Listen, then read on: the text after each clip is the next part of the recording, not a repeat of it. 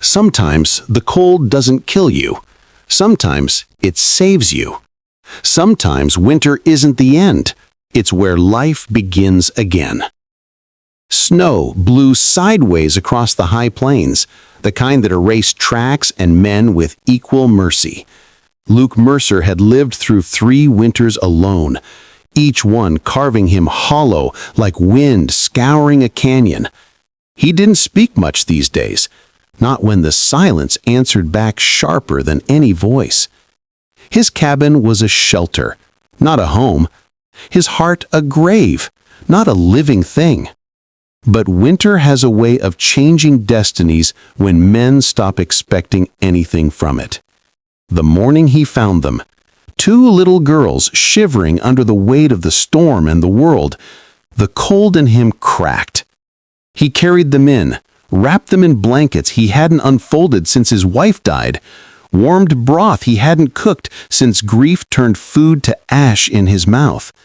They watched him with wary eyes, as if unsure whether he was salvation or the next threat in a world full of them. Then, the next dawn, their mother arrived, Naya. Face wind-scarred, posture straight as pine, a bow in her hand and grief in her gaze. She was like him, half in the world, half in the grave. They didn't trust him at first. He didn't blame them. But winter doesn't ask permission to settle inside you. And when he lit the fire that night, he realized he wasn't warming strangers. He was thawing himself. Healing doesn't come as thunder. It comes as a child's laugh, a shared meal, a voice that finally answers your silence.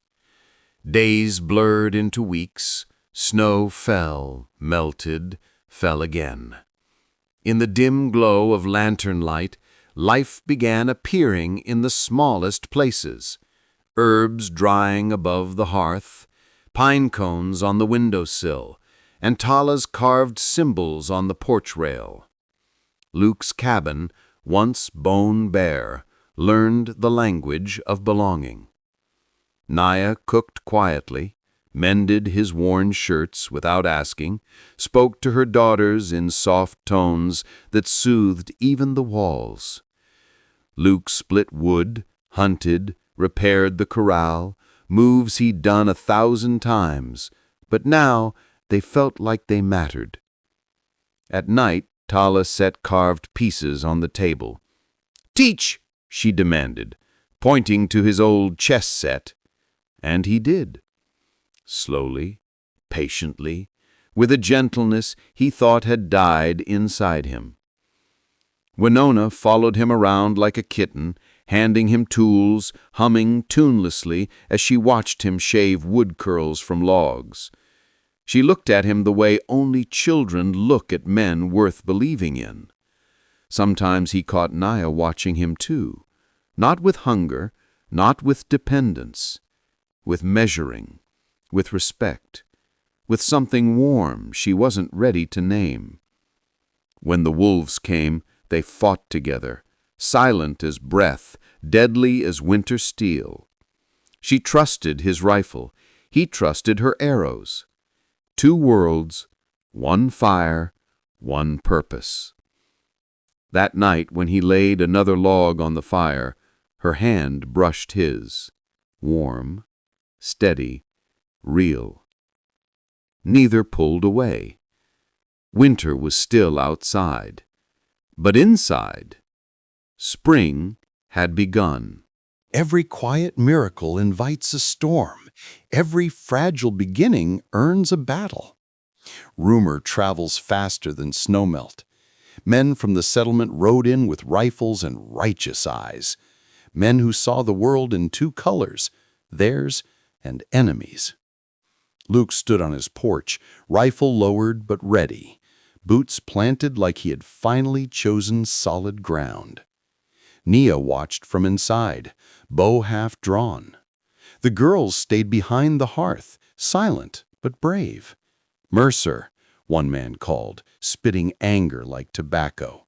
"You turned your back on your own kind." Luke didn't raise his voice. Men shouting have weak truth.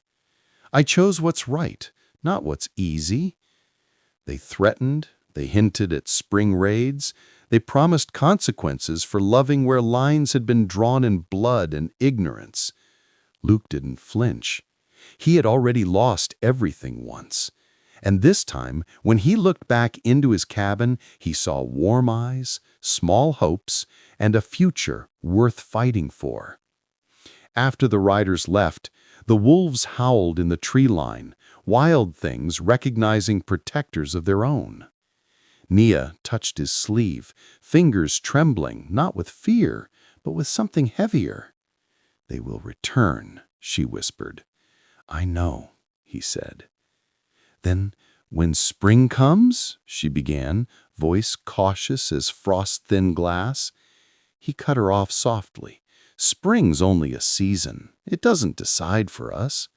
Her breath steadied. For the first time since burying his wife, Luke slept without dreaming of graves. Outside, frost still owned the land. Inside, a family dared to take root. Leaving is a duty, staying is a miracle, and choosing each other is the bravest act a wounded soul can make. April. Snow retreated, grass pushed through thawing soil, and sunlight tasted like second chances. The trail north opened. Nia stood near the cottonwood with packed saddlebags, freedom in reach, fear in her chest. Luke didn't stop her. Love is never a cage. Healing never demands its debtor stay. He walked her halfway down the trail, silence between them rich and aching. The girls waited back at the cabin, hands tangled, eyes shining with questions they didn't speak. "You don't owe me anything," Luke said quietly. "Not safety, not company." Nia swallowed, voice breaking like spring ice. "I know, but winter doesn't keep life alive." He met her gaze, raw and unguarded. "Then why are you still here?"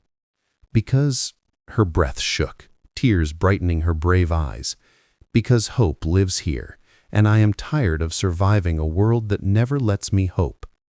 Luke stepped closer. "I was half alive when you came. Now, I look ahead and see a future. I see us." Wind moved through the cottonwood branches like whispered blessing. "We stand or fall together," he said. "We," she repeated, not a question this time, but a vow. Their hands met. The trail remained open, but she turned toward the cabin, toward life. Later that day, with no preacher, no paper, just joined hands and honest hearts, they made their promise beneath that tree. Not rescued, not owed, chosen. And in a land built by winter, they built spring. Together.